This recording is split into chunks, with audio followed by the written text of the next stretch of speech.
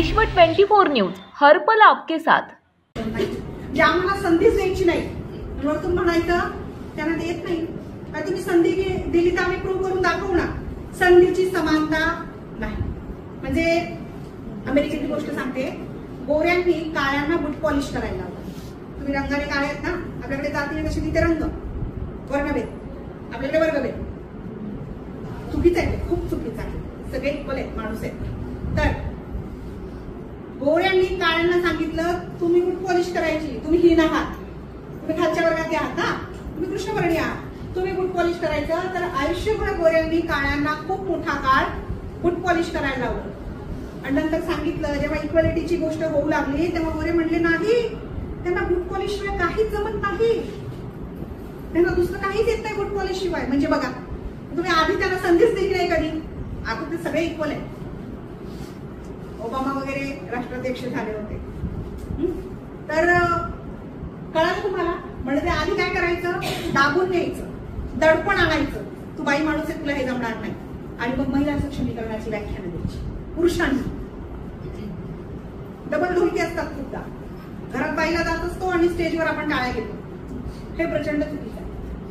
म्हणजे असं होतं खूपदा, एखाद्या प्राचार्याला वाटतं महिला सक्षमीकरण, माझ्या महाविद्यालयातल्या सगळ्या मुली सक्षम झाल्या पाहिजे आणि ऍक्टिव्ह महिला प्राध्यापक असेल तिलाच तो डॉमिनेट करतो। मग काय आहे तुमचा प्रॉब्लेम? काय सक्षमीकरणाची तुमची कन्सेप्टच चुकीची आहे। तुम्ही काय आहात? तुम्हाला मल्टिपल काय म्हणतो तो मल्टिपल डिसऑर्डर, पर्सनॅलिटी डिसऑर्डर झालेला आहे। तुम्हाला कळत नाहीये तुम्ही म्हणता काय आणि तुम्ही करता काय। तुमच्या उक्ती आणि कृतीत काय दिसलं पाहिजे? एक वाक्यता दिसली पाहिजे। बोले तैसा चाले त्याची वंदावी पावले। तर हे खूप महत्वाचं आहे। आता मुलांना जेवणार किती वाजता? जेवणार मुलांना जेवणार किती वाजता? कितीला कॉलेज सुटेल? हा, मग घरी जायला किती वाजतील? घरी जायला किती वाजतील? अरे हे तर ऍबसेंट आहे एकदम। कोणाच्या नाही, तुमच्या घरी जायला तुम्हाला किती वाजतील? अरे हे कन्फ्युजन होतं का? मला कळायला नाही।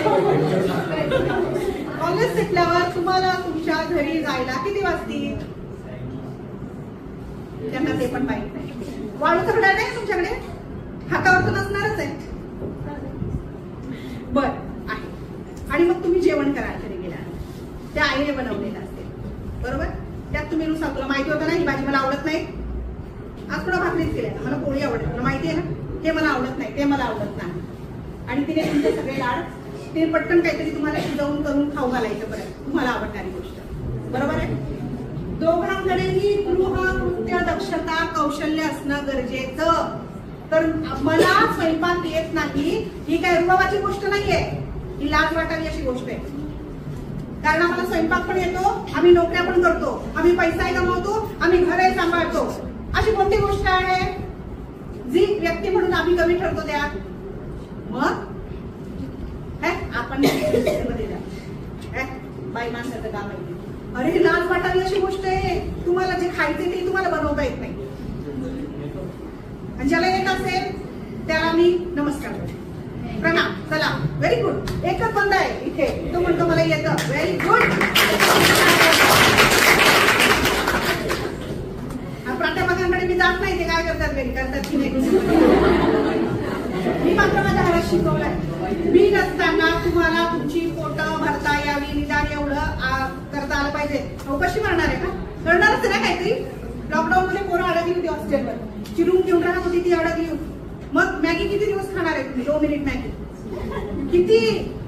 एखाद्या वेळी काल 2 वेळा खाल, फार 2 दिवस काल, नंतर तुम्हाला भाजी भाकरीच लागेल। मग तुम्हाला लाज वाटू नये या गोष्टीची की मला काहीच येत नाही, भाजी पोळी येत नाही, मला साधी खिचडी करता येत नाही, मला भात करता येत नाही। गृहकृत्य दक्ष सगळे असले पाहिजे, लक्षात घ्या।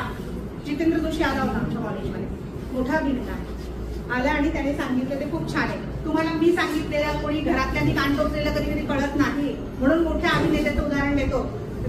तो म्हणतो मी घरात लादी पुसतो, मला छान भांडी घासता येतात, मी छान कपडे धुवू शकतो आणि मी छान स्वयंपाक पण बनवू शकतो आणि मला या गोष्टीचा खूप अभिमान आहे. राज्यातील महत्त्वाच्या आणि आपल्या भागातील ताज्या बातम्या पाहण्यासाठी आजच आमच्या विश्व 24 न्यूज चॅनलला यूट्यूबवर सबस्क्राईब करा आणि बेल आयकॉन प्रेस करा.